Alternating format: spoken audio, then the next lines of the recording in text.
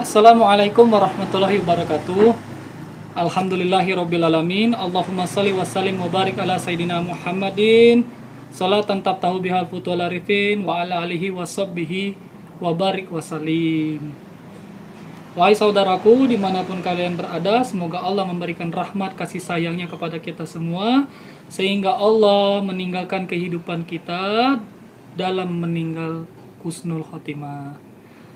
Semoga kita semua diberikan rezeki yang berlimpah dari segala penjuru arah, dan semoga Allah memberikan yang terbaik di dalam kehidupan kita dengan syarat kita bertakwa di jalan Allah Subhanahu wa taala.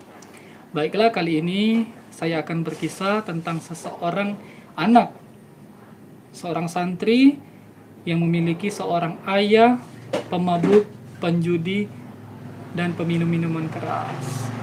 Jadi kisahnya seperti ini. Pada saat itu ada seorang anak yang mondok pesantren.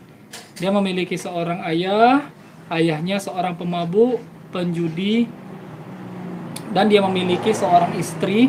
Istri itu soleha, istrinya rajin dan taat ibadah.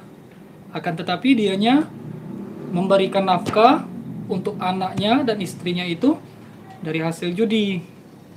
Suatu ketika anaknya tersebut pun pulang dari pondok pesantren dalam waktu 3 bulan. Pada saat pulang, sang ibunya pun bercerita kepada anaknya, dia sudah terlalu lelah melihat tingkah laku suaminya tersebut. Sang anak pun, seorang anak yang soleh pun itu akhirnya meneteskan air mata. Dan dia berkata, wahai ibuku, ibu tetap sabar, ibu tetap berdoa kepada Allah Subhanahu wa taala agar Allah memberikan hidayah dan menurunkan inayahnya kepada hati ayah kita atau suami ibu. Sang ibu pun berdoa di setiap malam, di setiap tahajud kepada Allah Subhanahu wa taala agar suaminya berubah di jalan yang benar.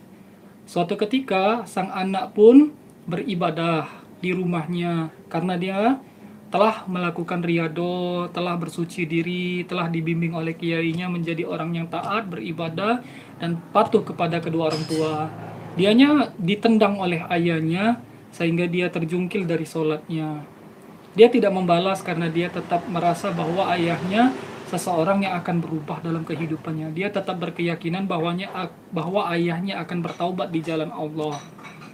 Suatu ketika sang anak pun sholat dan meneteskan air mata. Ya Allah ya Tuhanku, dia berdoa, selamatkan ayahku dari siksa api neraka dan ubah ayahku menjadi seseorang yang taubat dan menjadi orang yang soleh.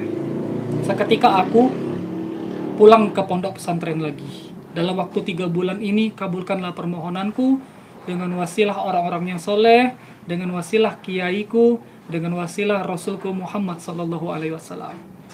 Dan satu ketika esoknya anak itu pun bermimpi bahwa ayahnya bertaubat, diberikan oleh Allah petunjuk melalui mimpinya bahwa sang ayah itu bertaubat dengan cara pada saat ayahnya pulang, dianya menyolatkan ayahnya dengan sholat jenazah.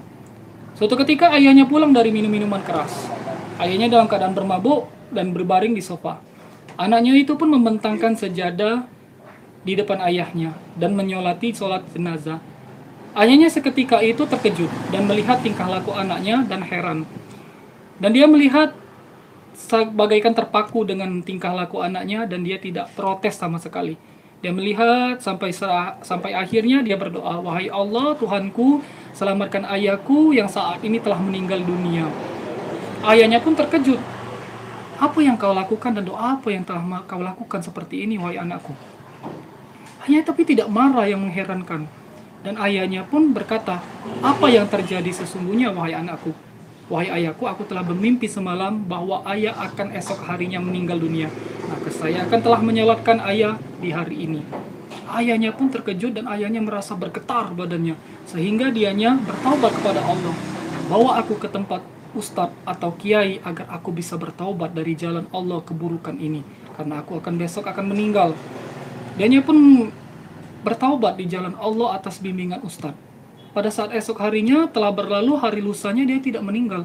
Dia berkata kepada anaknya, "Wahai anakku, mengapa aku tidak seperti ini, tidak meninggal? Wahai ayahku, ayah harus tahu dan ayah harus mengerti. Sesungguhnya orang-orang yang telah berdosa, orang-orang yang bermaksiat, dan orang-orang yang menjadi dalam kehidupannya tidak ada gunanya, dipandang Allah itu bagaikan mayat yang hidup.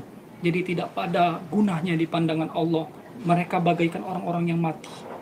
Jadi itulah maknanya kenapa ayah dipandang orang yang mati. Tetapi Allah memandang ayah adalah sebagai orang yang hidup saat ini. Karena Allah telah menurunkan hidayah di dalam hati ayah. Sadarlah wahai ayah, sesungguhnya ayah akan meninggal dunia. Ayahnya pun keesokan harinya bermimpi bahwa sesungguhnya dia telah melihat pintu Ka'bah dan pintu surga. Masya Allah. Dari sana kita bisa melihat bahwa Allah telah menurunkan hidayah kepada orang-orang yang terpilih. Dengan apa? Sesuatu yang Allah turunkan hidayah kepada hambanya itu, kita juga harus melihat bahwa pandangan kita, Allah tidak akan bosan menurunkan hidayah, tetapi kita harus menjemput hidayah tersebut sebagai orang yang telah Allah ciptakan sebagai hambanya. Itu saja yang bisa saya sampaikan. Lebih dan kurang saya mohon maaf. Kepada Allah saya mohon ampun. Maaf apabila ada salah-salah kata. Billahi taufiq wal hidayah. Wassalamualaikum warahmatullahi wabarakatuh.